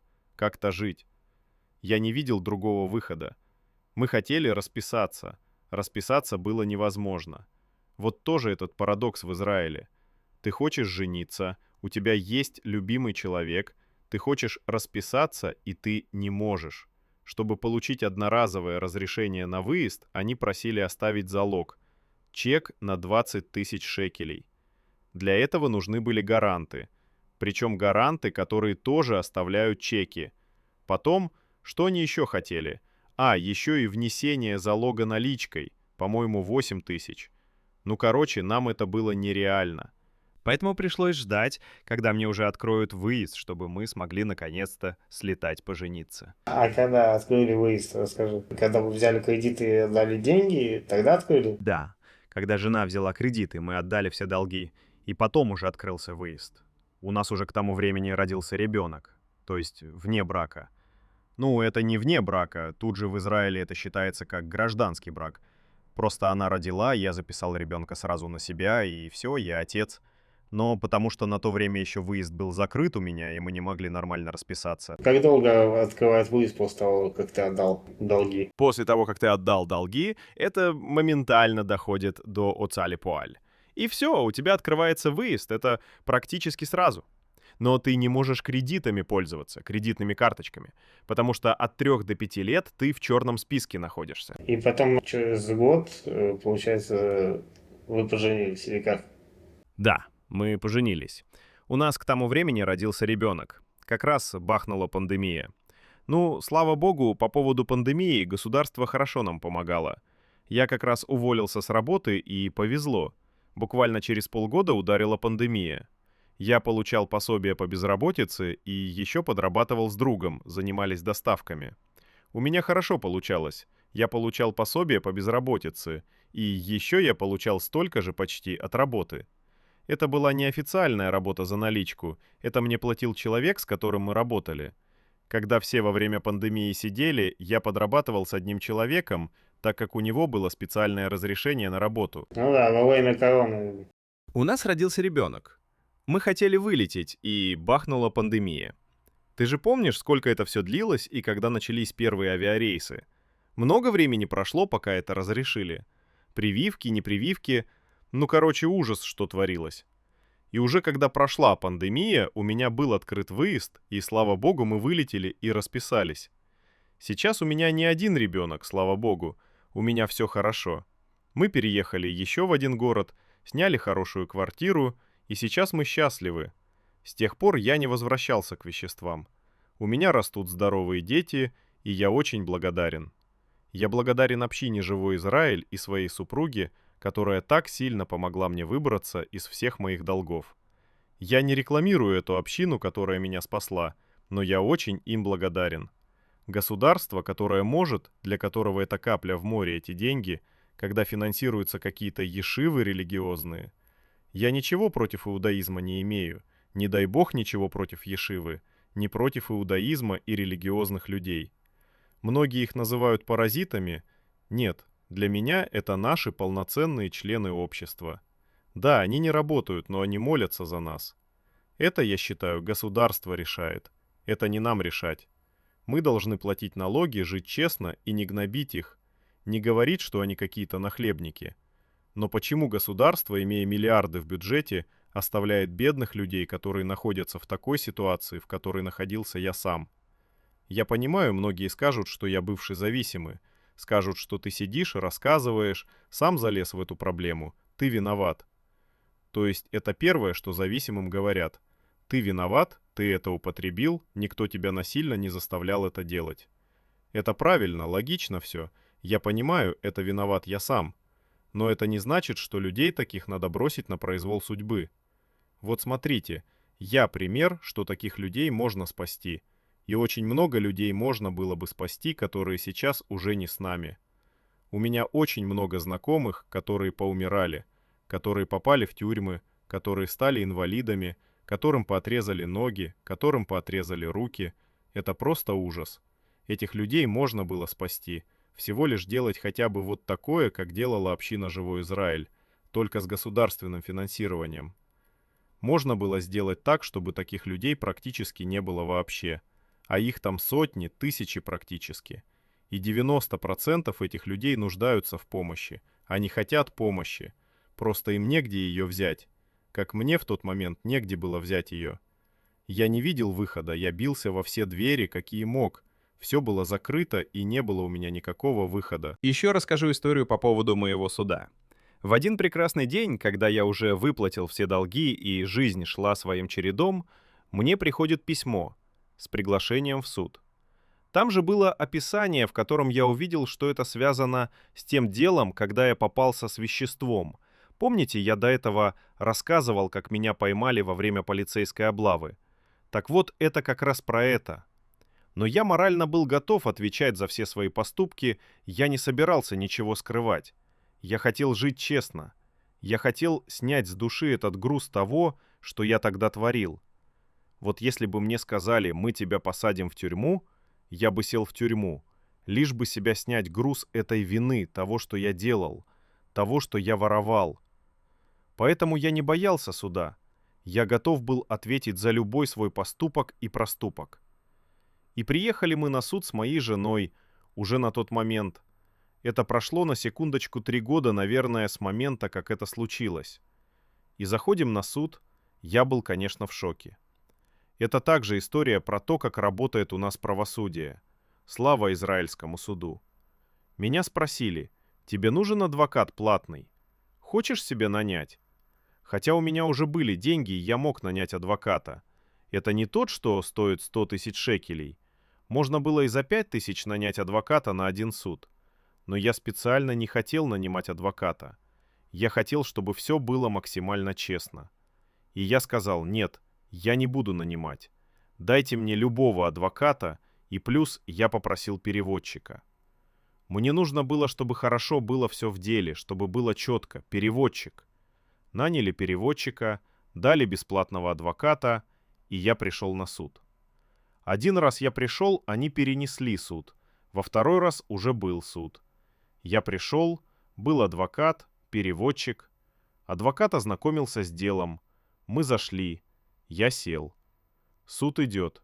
Я встал. Адвокат мне говорит: «Ничего не говори». Я только встал, представился, кто я. Судья встала, зачитала это. Адвокат ей говорит: «Мы не согласны с этим». Хотя я не был против признать свою вину. Но прикол в чем? Что было признано, что у меня нашли вещество. Оно у меня было при себе. Я это не отрицал. Но выемка этого вещества происходила незаконно, без понятых. Какой-то там рейд был непонятный. Этот адвокат в итоге разбил это дело. Мне даже ничего не дали приставы. Просто сказали: «Все, ты свободен, ты оправдан, до свидания». Хотя у меня было это вещество при себе в момент ареста, но я был в шоке. Просто из-за того, что неправильно у меня изъяли, то ли они в этот момент не имели права там находиться, я не помню уже подробностей. Но это происходило точно без понятых, когда меня обыскивали. Даже не в том была суть, что у меня было или не было вещество, а что оно было изъято без понятых. Так с меня сняли все обвинения, и у меня не было никакой судимости. Расскажи еще, чем закончилась твоя болезнь гепатит, то из-за чего ты поехал, собственно, в Израиль. Вот когда я решал дела со своими долгами, я тогда же и занялся своим здоровьем, потому что история эта моя началась с гепатита. И я знал, что я должен это доделать. И в итоге в один прекрасный день, я же стоял на учете. Еще когда-то, до того, как я начал употреблять вещества тут в Израиле, я стоял на учете. Но я тогда не начал это экспериментальное лечение. В итоге я тут был зависимый. И прошел период, эти 2 практически года. Год, что я употреблял, плюс год с чем-то, что я находился в общине и восстанавливал свою жизнь. А это не повлияло, еще хуже не сделало? Да, у меня была вирусная нагрузка серьезная, но генотип был слабый, не самый сильный. Есть генотипы, которые лечатся очень трудно, и они быстрее разрушают печень человека. А у меня был генотип не самый сильный, но у меня была большая вирусная нагрузка. Она считалась какими-то десятками тысяч, что-то такое. Мне врач рассказывал, что очень быстро идет процесс разрушения печени. Но, как видишь, 3 года прошло, и когда мне делали фиброскан, это просвечивают печень таким оборудованием современным, у меня не было рубцов практически. То есть печень не стала еще разлагаться. Потому что следующий этап после гепатита — это цирроз. И это уже все, 4-я стадия. Я находился во 2-й стадии. Еще не было тяжелого случая. На момент, когда я уже решал свои дела с долгами, в этот же период мне позвонили сами. Прошло 3 года, и мне позвонили сами. Сказали: «Вы стоите на учете, приезжайте, нужно встретиться с врачом». И я приехал к врачу в Хайфу. Просто очередь к врачу, типа, в Израиль. Обычно долго ждут очереди. У тебя как раз 3 года очередь шла. Да, очередь по моей линии шла 3 года. За это время Израиль плотно занялся профилактикой и лечением гепатита С. Была принята государственная программа, и они решили вылечить всех от гепатита С. Единственное, они смотрели и в очередь ставили всех, у кого тяжелые случаи. А у кого более легкие случаи, они оставляли их в стороне. А потом они стали лечить всех подряд.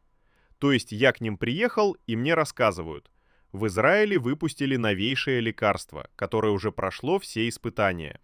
Пока я там куролесил за эти 3 года, уже успели выпустить лекарство. Оно прошло все испытания. Это таблетки, которые ты пьешь 3 месяца, по 1 таблетке в день. Ни одного побочного эффекта.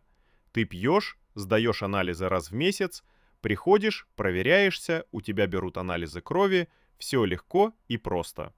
Это лекарство стоит $35 тысяч, то есть один курс стоит $35 тысяч. Это официально. Я брал баночку лекарства, но все это оплачивала моя медицинская страховка. Короче, по-моему, 12 тысяч шекелей стоила баночка 30 таблеток.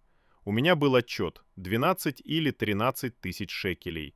И все это было зачеркнуто в квитанции на оплату. Я заплатил 900 шекелей за весь этот курс личного участия. Пропил 3 месяца и вылечил гепатит. Это суперпрепарат, современнее нету. И сейчас, по-моему, до сих пор им лечат. Тут я могу сказать просто браво Израилю. Просто бесплатно вылечивают людей. Поэтому ты полюбил Израиль, да? Нет, не поэтому. Просто я могу сказать, что они молодцы в этом плане. Нигде бесплатно тебе не лечат. Я не знаю, есть ли вообще страны, где бесплатно лечат.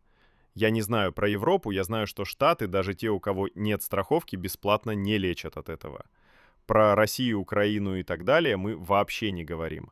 Ты там столько отдашь денег за такое лечение, что просто невероятно. С твоей точки зрения, почему государство создает такие капканы для должников? Ой, знаешь, я много об этом думал, почему такие капканы. Я не думаю, что это целенаправленные капканы. Я понимаю государство тоже, тут надо смотреть с двух сторон. Это очень щепетильная тема, потому что все мы любим взять кредитную карточку. Я попал в эти долги из-за употребления веществ. У других это другие причины. Кто-то любит себе покупать машины, шиковать любит.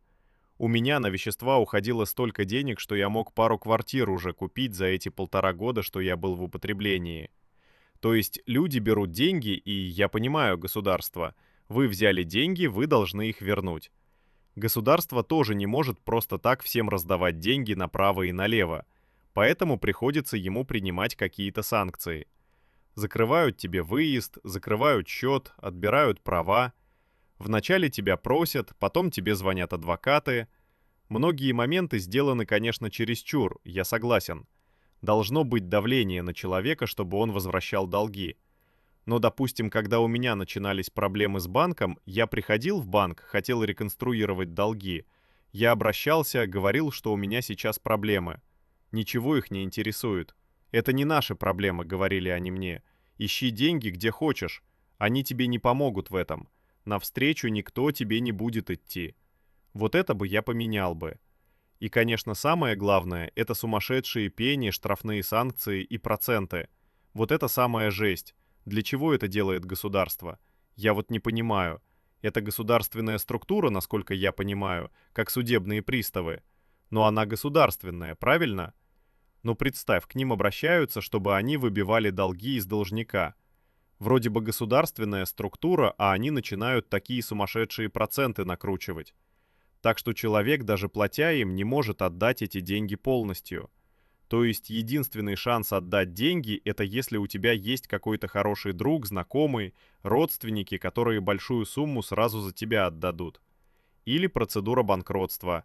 Все это единственные шансы рассчитаться по долгам. И я бы вот подумал насчет этих штрафных санкций. Потому что люди берут кредит 30, а потом через 2 года оказывается, что у них 130. Это ненормально. Дайте человеку хотя бы отдать это тело кредита. Потом уже как-то хотя бы пусть отдаст процент, как-то смягчайте. Тоже вот так закрыть границу, обрубить счет. Зачем вы закрываете человеку счет, что он даже не может зарплату получать, пока он с вами там не разберется? Для чего это нужно делать? А вот процедура банкротства, разве это плохая процедура? Я тебе сейчас объясню. Процедура банкротства — это хорошая процедура. Это не то, что я делал, у меня не было банкротства. Процедура банкротства делается через суд, и на нее нужно подаваться через адвоката. То есть ты без адвоката этого не сделаешь. Государство замораживает твои проценты и все долги, которые у тебя на этот момент есть. Они тебе эту сумму замораживают. Проценты на нее не идут. Ты ежемесячно платишь какую-то определенную сумму первое время, а потом происходит суд.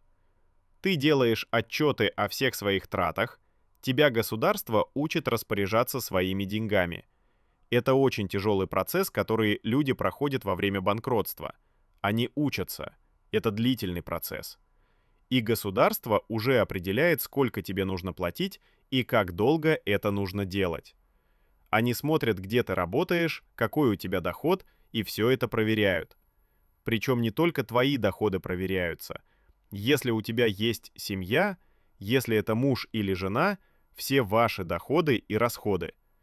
И потом они определяют твой общий долг и сколько ты сможешь примерно платить.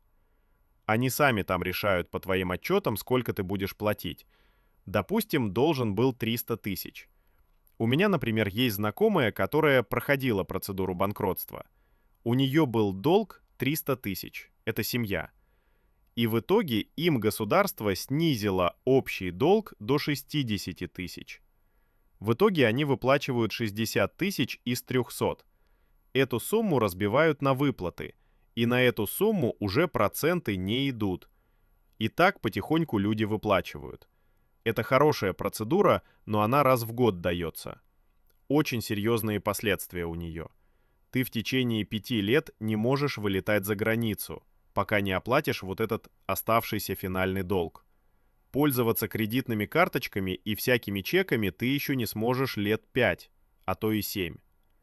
Так, вообще я люблю Израиль. Это прекрасное государство, есть тут свои плюсы, свои минусы. Конечно, в свое время я ненавидел его. Но я ненавидел больше себя, наверное, что я был в такой ситуации, а не государство. Сейчас меня все устраивает. Сейчас у меня жена, у меня дети. Я нашел отличную работу с хорошим продвижением по карьерной лестнице. Я работаю с новейшими технологиями. Мне очень интересно там работать. И я сейчас вспоминаю все то, через что я прошел, как страшный сон. Но это была поучительная история. И, может быть, я бы никогда не полюбил бы так Израиль, если бы со мной это всего не случилось. Потому что после того, как я отошел от употребления веществ, я совсем по-другому начал смотреть на эту страну. Как получилось, что ты полюбил? Как это произошло? Знаешь, как это произошло? В тот момент, когда я был в употреблении веществ, я ненавидел Израиль. Я мечтал отсюда уехать. Я бы переплыл Средиземное море, если бы только мог, наверное. Я ненавидел тут все. И даже до того, как я начал употреблять, сам этот критический момент... Помнишь, я рассказывал в начале, что мне было плохо, и я не мог тут находиться? Я не знаю, у меня была паника какая-то, я не мог тут находиться. Но парадокс. После того, как я 2 года практически употреблял вещества, после того, как я отошел от этого и прошел реабилитацию, я совсем начал по-другому смотреть не только на Израиль, а вообще на жизнь в целом. У меня, наверное, произошла переоценка ценностей. И как-то я полюбил Израиль. При том, что тут есть куча проблем. Вот я приехал 10 лет назад. То есть прошло уже 8 лет прошло с момента, как я употреблял эти вещества. И за это время тут стало невыносимо дорого. При том, что у меня довольно неплохая зарплата по израильским меркам. И жена у меня не полный минимум получает. Мы еле тянем жилье и семью с несколькими детьми. Стараемся изо всех сил, квартиру снимаем. Да, есть не самая крутая машина. Но тянем от зарплаты до зарплаты, ничего мы особо не можем себе сильно позволить. Тяжело стало тут жить. Но при этом я рад, что я остался жив. Я не должен был быть живым, наверное. И что я хотел еще сказать, это напоследок. Это людям, новым репатриантам, мое пожелание и предостережение. Если вы приезжаете сюда, если у вас нету помощи какой-то, если у вас нет семьи, вам некому помочь, если вы тут одиночка, даже если есть друзья, то все равно, если станете зависимым от веществ, вы потеряете потом все. Не прикасайтесь к веществам ни в коем случае, особенно к тяжелым веществам. Я не буду учить тут кого-то жить, каждый живет сам, как хочет. Но я просто на своем примере могу сказать, что вы не найдете потом выход из этого. Если говорить про мой опыт, то мне просто повезло. Просто повезло, что оказалась такая община. Я благодарен буду ей всю свою жизнь, что ребята своей силой духа и своим трудом делают такие вещи, помогают людям выходить из этой ситуации. Потому что государство вам не поможет никак. Вот тут я могу раскритиковать смело государство, потому что оно мне в этой проблеме не помогло ничем, а только усугубляло все. Им все равно, зависимый ты или нет, и есть ли у тебя долги или нет. Тебе закроют выезд, тебя отсюда не выпустят. Ты будешь тут бомжевать. Тебе никто не даст никакого жилья. Тебя никто не вылечит бесплатно. Ты просто умрешь на улице, и на этом твоя славная жизнь закончится. Вот такое мое предостережение вам всем. Еще я хочу сказать о том, что мне не нравится в Израиле. Как и всем, я думаю, русскоговорящим, и не только, наверное, это то, что ты не можешь пожениться в этой стране. Являясь гражданином этой страны, то есть у меня есть паспорт Израиля, у моей невесты паспорт Израиля, и мы не можем расписаться в этой стране. Мы не можем расписаться в этой стране, являясь гражданами этой страны. Это доходит до бреда. В тот момент я себя чувствовал каким-то человеком третьего сорта. Нет, я еврей, я по галахе, а она еврейка по отцовской линии. В Германии во время Второй мировой войны, как бы, извините меня, не выбирали, у кого там мама еврейка или у кого папа, ко всем евреям относились одинаково. В Израиль-то пускают кого? До 4-го поколения? Так почему вы не даете расписываться тут людям до 4-го поколения? Мне не нравится, что религия тут берет на себя государственные функции. Хотя я против религии ничего не имею. Но нам с супругой стоило вылететь очень дорого в итоге, чтобы расписаться. Вы заставляете людей вылетать и расписываться. Я тебе сейчас скажу, у нас это по деньгам вышло 10 тысяч шекелей. Если вы не даете шанс людям расписаться тут, двум гражданам Израиля, оплачивайте тогда им эти издержки. Вы этим самым нарушаете базовые принципы граждан Израиля. Ну, короче, не очень история. То есть это жирный минус, то, что нельзя расписаться тут. Я с этим столкнулся, и это очень раздражает. Как по мне, это нарушение базовых принципов человека как такового в государстве своем. Вы не даете создаться ячейке общества. Как это называется? У людей нет денег, допустим, вылететь. Что они должны делать? Или как у нас было, у меня, например, был закрытый выезд. Сколько мы не могли расписаться, потому что у нас был выезд закрыт. Это просто бред. И в плане употребления веществ, что государство никак с этим не борется, ничего не делает, никакой профилактики. Просто толпы в то время зависимых людей было. Полиция это видит, соцработникам пофиг, люди умирают, всем на это все равно. С должниками тоже. Помощи нет. Нет, государство тебе никак не поможет. Единственное тебе предложит это стать банкротом. Но банкротство — это очень тяжелая процедура. Ты будешь чувствовать себя в гнетущем состоянии очень долгое время находиться. И станешь полноценным гражданином, которому вернут все права, кредитную карточку и так далее. Выезд за границу очень через долгое время. Поэтому мой совет. Люди, не залазьте в долги. Это страшные вещи. Банкротство, я слышал, могут прерывать прям посередине, вернуть обратно. Если ты проходишь банкротство, не факт, что ты его до конца пройдешь. А прервать процедуру? Я же тебе рассказываю, там очень тяжело. Ты должен отчеты предоставлять, ты должен делать все по их правилам.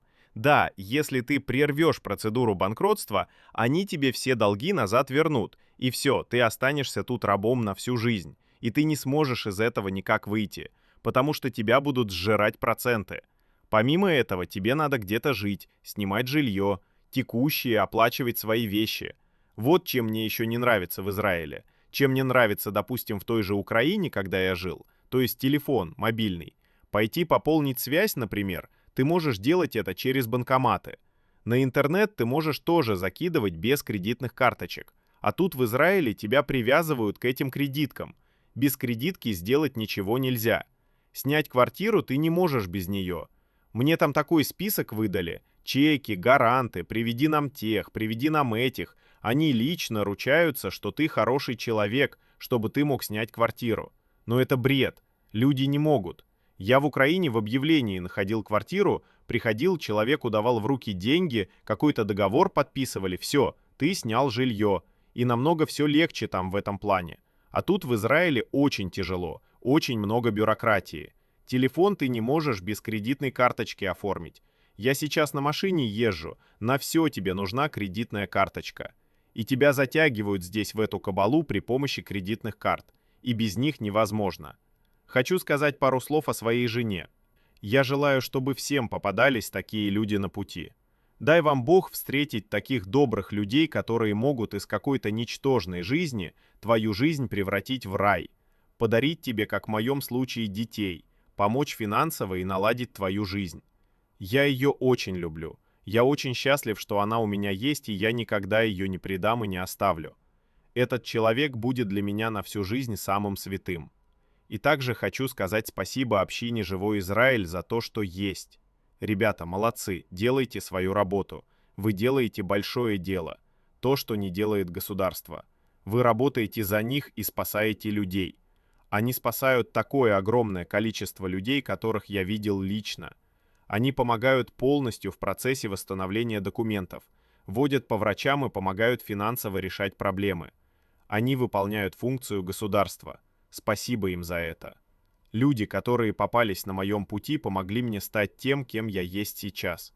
Но многие зависимые люди после реабилитации боятся потом выйти в свет, чтобы опять не сорваться, и они остаются жить в общине, ходят на молитвы и общие собрания. Это полноценная христианская община. Церковь ведут свою, какую-то благотворительную деятельность. Я отошел от этого всего, прошел реабилитацию, но ушел. Для меня главная цель была реабилитация, то есть я хотел исцелиться, и они мне помогли. Моя реабилитация, которая прошла успешно, это было самое лучшее время из моей предыдущей жизни, как бы парадоксально это ни звучало. Трудно в это поверить. Вот тот период, когда я вышел из употребления, ты не представляешь, какие это были эмоции. Для меня каждая травинка, каждый звук — это было такое счастье. Поэтому я и полюбил не только Израиль, но и все на свете, когда я избавился от этой зависимости. Поэтому, люди, если у вас есть проблемы с веществами, обращайтесь. Есть разные общины, не только Живой Израиль. И никто вас силой держать не будет, никому там от вас ничего не надо. Когда ты конченый зависимый, что с тебя можно взять? Тебе только могут помочь, и все. Пусть всем по жизни попадаются такие люди на пути, как попались мне ребята с этой общины. Попалась мне моя будущая жена, слава Богу. Есть доброта на этой планете.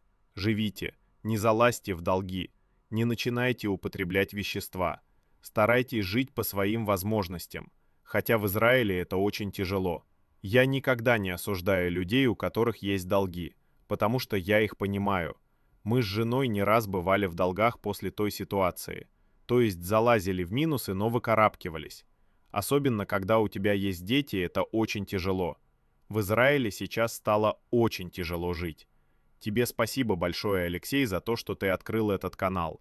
Очень много у тебя крутых гостей. Очень многому учит этот канал. Это не просто какие-то истории. Я от твоих гостей много чего взял на заметку, и многие вещи буду воплощать в жизнь. Поэтому каждый твой гость несет для меня что-то новое. Можно взять опыта, как позитивного, так и негативного. Тебе я желаю всего наилучшего. Успеха, чем смогу, помогу. Спасибо тебе.